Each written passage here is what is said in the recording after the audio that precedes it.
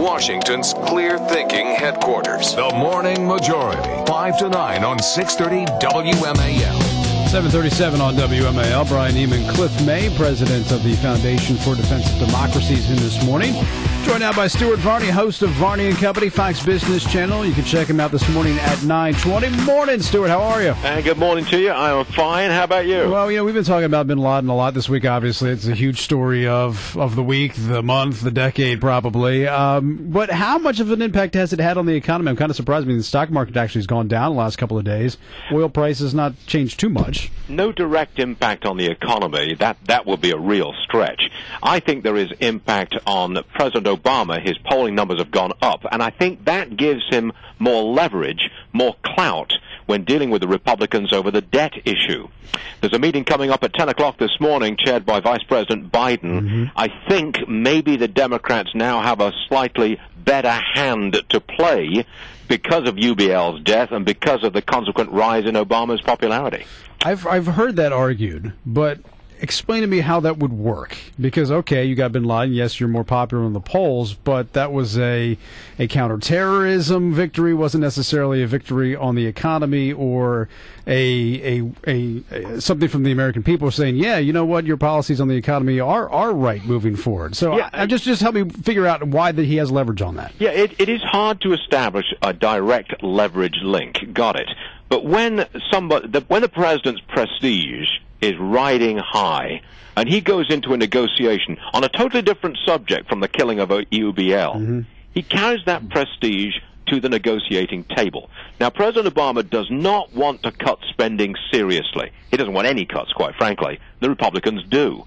That's the contest between the two sides. I simply think that a man who's riding high in the popularity charts is going to have a bigger impact at that negotiating table. I think you could see it already. There was a report in the Washington Post overnight, subsequently denied, that there was a backing away by the Republicans from the reform and cuts in Medicare. Now, that may be in part because of UBL's killing. I know it's an indirect link, but I think there's a link there. All right, well, then I'll ask you this question. If the president's poll numbers continue to go up or they hold steady from the bump that he gets from killing bin Laden or getting bin Laden, does that mean it's more likely a deal can be reached when it comes to a budget or something for the debt ceiling as well? Yes, I do. I think a deal is highly likely. Is it the Gang of Six or the Gang of heaven knows how many? But no, it's Gang of Six for sure in the Senate, yeah. Whatever it is, they seem to be edging closer together. I think there will be a deal, and I think, but I don't think that the president's popularity polls will be maintained at this level, because underlying it all is the economy, and the economy is increasingly weak shape, as this week's numbers are going to show. So this is Cliff May. One of the things that you've mentioned is that Obama doesn't want to cut to the extent he's willing to cut. He'd rather cut military spending than domestic spending. I wonder if this doesn't give him more ability to do that, because cutting military spending before, well, he's not good on defense. Now it's very hard for people to say, oh, he's not so good on defense. He can now, it seems to me, say, I've got some creds in terms of defense, therefore if I want to cut defense, I'm going to be able to do it. Yeah, I agree with you, Cliff. I think he's got that credibility now on Defense Department cuts. And he may also have an excuse to wind down Afghanistan earlier. After all, if you've got the main guy, if you've got your principal target, he's taken out, what are you there for? Nation building, which doesn't seem to work terribly well and is not popular. Look, I think that is a debate that's worth having. It's one of the reasons I wish Obama were speaking when he goes to New York, because putting this in context is important. I think it's wonderful that you get Osama bin Laden. I think it is at least damaging to al-Qaeda. But the Taliban is a dangerous organization, and for the Taliban to come back into power 10 years after we displace them, I think would represent a pretty significant defeat. Yes, I would agree entirely, but I do think that the president might now be able to do, I think, what he wants to do, which is get out of Afghanistan. Yeah. And quite frankly, he may have some Republican support on that as well. Well, is that war, is nation building essentially a corrupt nation to start with? Is that any longer popular in the United States? It absolutely is not. But there are other options. Bing Wested, who is a colleague of mine and advisor to the Foundation of Defense of Democracies, has written a book called The Wrong War about Afghanistan. And his conclusion is not that we should abandon Afghanistan or accept defeat.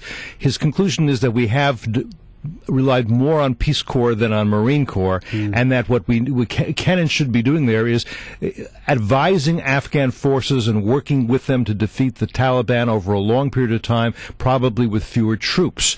I've written a column about this for National Review Online, and I think I have one on CNN.com this morning. In other words, he's saying the goal is right, defeat the Taliban, the strategy is wrong right now. Well, back to the money.